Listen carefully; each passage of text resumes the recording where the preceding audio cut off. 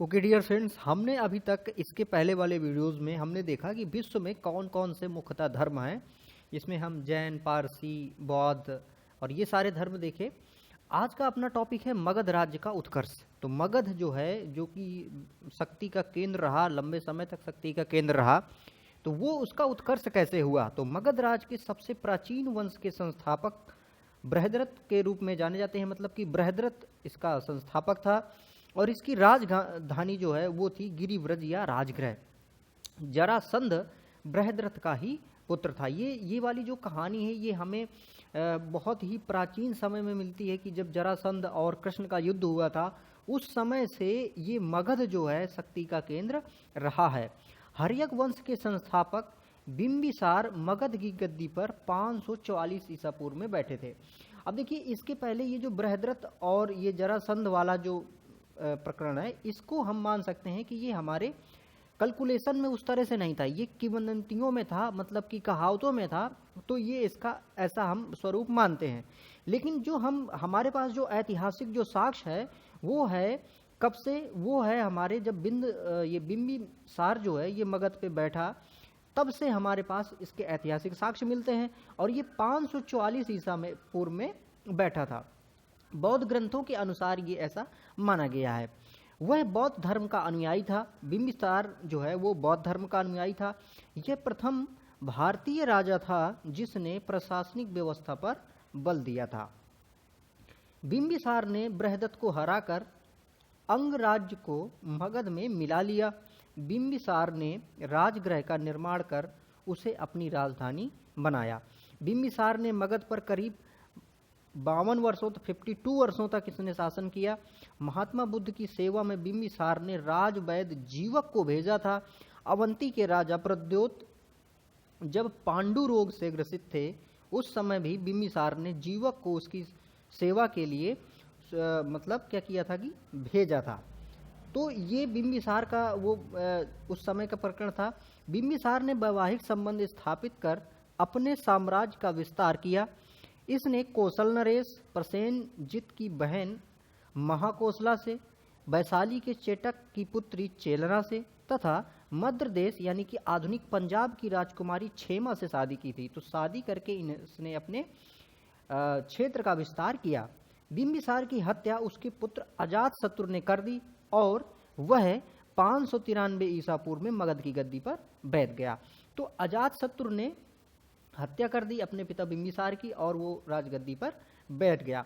अजातशत्रु का उपनाम क्या था? कुणिक था। वह प्रारंभ में जैन धर्म का अनुयायी था। अजातशत्रु ने 32 वर्षों तक मगध पर शासन किया। अजातशत्रु के सुयोग मंत्री का नाम वर्षकार या वरसकार था। इसी की सहायता से अजातशत्रु ने वैशाली पर विजय प्राप्त की।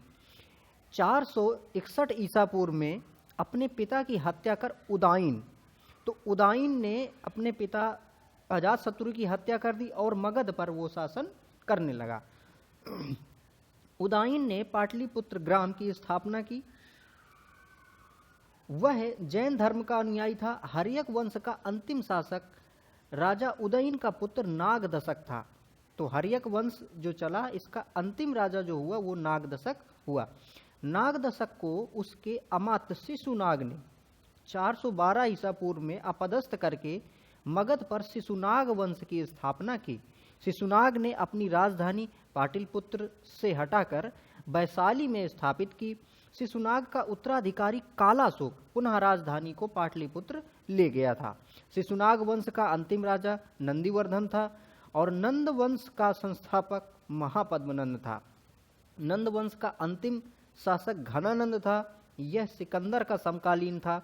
इसे चंद्रगुप्त मौर्य ने युद्ध में पराजित किया और मगध पर नए वंश मौर्य वंश की स्थापना की। तो देखिए, नंद वंश जो है ये काफी महत्वपूर्ण रहा और नंद वंश का जो संस्थापक था महापद्मनंद था और अंतिम राजा जो था वो तो घनानंद था। अब घनानंद को हराया चंद्रगुप्त मौर्य ने और मौर्य वंश की स्थापना इसने कर ली। अब देखिए, सिकंदर का जन्म 356 ईसा पूर्व में हुआ था। सिकंदर के पिता का नाम फिलिप था और आपको बता दें जानकारी कि इसके गुरु थे, कौन थे? अरस्तु थे। और ये अरस्तु का शिष्य था। फिलिप 359 ईसा पूर्व में मकदूनिया का शासक बना। इसकी हत्या 329 ईसा पूर्व में कर दी गई थी। सिकंदर ने भारत विजय का अभियान 326 ईसा पूर्व में प्रारंभ किया। सिकंदर का सेनापति सेलुकस निकेटर था। सिकंदर को पंजाब के शासक पोरस के साथ युद्ध करना पड़ा, जिसे हाइडेस पीस या झेलम बितस्ता के नाम से भी जाना जाता है। तो झेलम का दूसरा नाम क्या है? बितस्ता, और इसी के नाम से झेलम बितस्ता युद्ध, ये नाम से इस युद्ध का नाम पड़ा, जो कि सिकंदर और पोरस के बीच में हुआ था। सिकंदर की सेना ने ब्यास नदी के पश्चिम तट पर पहुंचकर उसे पार करने से इनकार कर दिया। सिकंदर स्थल मार्ग द्वारा 325 ईसा पूर्व में भारत से लौटा। सिकंदर की मृत्यु 323 ईसा पूर्व में बेबीलोन में 33 वर्ष की अवस्था में हो गई। सिकंदर का जल सेनापति नियारकस था। सिकंदर का प्रिय घोड़ा बाउकेफला था। इसी के नाम पर इसने झेलम नदी के तट पर बाउकेफला नामक नगर बसाया था। अगला है अपना मौर्य साम्राज्य। मौर्य साम्राज्य जो कि बहुत ही विशाल साम्राज्य बना, जिसने पूरे भारत को एक कर दिया। तो मौर्य वंश का संस्थापक चंद्रगुप्त मौर्य जो था, उसका जन्म 345 ईसा पूर्व में हुआ था। जस्टिन ने चंद्रगुप्त मौर्य को सेंडोक्रोटस कहा है, जिसकी पहचान विलियम जोन्स ने चंद्रगुप्त मौर्य से की है। विशाखदत्त कृत मुद्रा राक्षस, मतलब विशाखदत्त की एक पुस्तक है कौन? मुद्रा राक्षस, जिसमें चंद्रगुप्त मौर्य के लिए ब्रसल यानी कि आशय निम्न कुल में उत्पन्न हुआ शब्द का प्रयोग किया गया है। घनानंद को हराने में चाणक्य यानी कौटिल्य, जिनका और नाम है विष्णुगुप्त। एक नाम और आपको सुनने को मिलेगा, विष्णु शर्मा। विष्णु शर्मा अलग है, विष्णुगुप्त, कौटिल्य और चाणक्य ये तीनों एक ही नाम है। तो इसने चंद्रगुप्त मौर्य की मदद की, जो बाद में चंद्रगुप्त का प्रधानमंत्री भी बना। इसके द्वारा लिखी पुस्तक अर्थशास्त्र है, जिसका संबंध राजनीति से है। चंद्रगुप्त मगध की राजगद्दी पर 322 ईसा पूर्व में बैठा। चंद्रगुप्त जैन धर्म का अनुयायी था। चंद्रगुप्त ने अपना अंतिम समय कर्नाटक के श्रवणबेलगोला नामक स्थान पे बिताया, और वहीं पर इसने संलेखना माध्यम से क्या किया था? अपने प्राणों को त्यागा था। संलेखना ऐसी प्रक्रिया है जिसमें से जीवन के लास्ट समय में खाना पीना छोड़ दिया जाता है और शरीर धीरे धीरे मृत अवस्था में चला जाता है। चंद्रगुप्त ने 305 ईसा पूर्व में सेल्यूकस निकेटर को हराया। सेल्यूकस निकेटर ने अपनी पुत्री कार्नेलिया, जिसका दूसरा नाम था हेलेना, ठीक है, कार्नेलिया या हेलेना के साथ शादी कर दी। सेल्यूकस निकेटर ने चंद्रगुप्त के साथ कर दी, और युद्ध की संधि शर्तों के अनुसार 4 प्रांत काबुल, कंधार, हेरात और मकरान ये चंद्रगुप्त को इसने दे दिए थे। चंद्रगुप्त मौर्य ने जैनी गुरु भद्रबाहु से जैन धर्म की दीक्षा ली। जब हमने जैन धर्म पढ़ा था तो हमने देखा था कि भद्रबाहु और स्थूलबाहु, तो जब अकाल पड़ा था 12 वर्ष का, तो उसी समय क्या हुआ कि स्थूलबाहु तो यहीं रुक गए थे मगध में, लेकिन जो भद्रबाहु थे वो दक्षिण की ओर चले गए थे। तो उन्हीं के साथ ये चंद्रगुप्त मौर्य भी चला गया था और उन्हीं से इसने दीक्षा ले ली थी। मेगस्थनीज सेल्यूकस निकेटर का राजदूत था, जो चंद्रगुप्त के राज दरबार में रहता था। मेगस्थनीज द्वारा लिखी गई पुस्तक इंडिका है। मेगस्थनीज के अनुसार सम्राट का जनता के सामने आने के अवसरों पर शोभा यात्रा के रूप में जश्न मनाया जाता है। उन्हें एक सोने की पालकी में ले जाया जाता है। उनके अंगरक्षक सोने और चांदी से अलंकृत हाथियों पर सवार रहते हैं। कुछ अंगरक्षक पेड़ों को लेकर चलते हैं। इन पेड़ों पर प्रशिक्षित तोतों का झुंड रहता है, जो सम्राट के सिर के चारों तरफ चक्कर लगाता रहता है। राजा सामान्यतः हथियारबंद महिलाओं से घिरे होते हैं। उनके खाना खाने के समय खास नौकर उस खाने को चखते हैं। वे लगातार 2 रात एक कमरे पे नहीं सोते हैं। पाटलिपुत्र के बारे में कुछ बातें इस तरह से हैं कि पाटलिपुत्र एक विशाल प्राचीर से घिरा है, जिसमें 570 बुर्ज हैं और 64 द्वार हैं। 2 और 3 मंजिल वाले घर लकड़ी और कच्ची ईंटों से बने हैं। राजा का महल भी काष्ठ का बना हुआ है, जिसे पत्थर की नक्काशी से अलंकृत किया गया है। यह चारों तरफ उद्यानों और चिड़ियों के लिए बसेरों से घिरा हुआ है। तो ये देखिए, ये जो मेगस्थनीज है, मेगस्थनीज ने जो वर्णन किया है इंडिका नामक अपनी पुस्तक में, तो इस तरह से वर्णन किया है कि राजा का जो वैभव था उस समय मौर्य साम्राज्य में वो ऐसा था। तो इस तरह से राजा की वो सब होती थी। चंद्रगुप्त मौर्य और सेल्यूकस के बीच हुए युद्ध का वर्णन एपियानस ने किया है। प्लूटार्क के अनुसार चंद्रगुप्त ने सेल्यूकस को 500 हाथी उपहार में दिए थे।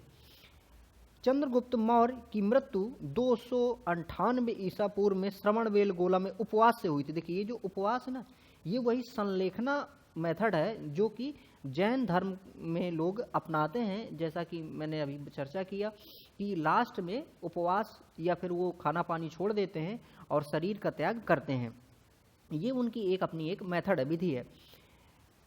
इसके बाद जब चंद्रगुप्त मौर्य मरता है तो उसका उत्तराधिकारी कौन होता है? बिंदुसार। अभी देखिए, एक हमने पढ़ा था हर्यक वंश में बिंबिसार, तो वो बिंबिसार था और ये क्या है? बिंदुसार है ना। तो इन दोनों में ये डिफरेंस है। तो चंद्रगुप्त मौर्य का उत्तराधिकारी बिंदुसार हुआ, जो 298 ईसा पूर्व में मगध की राजगद्दी पर बैठा।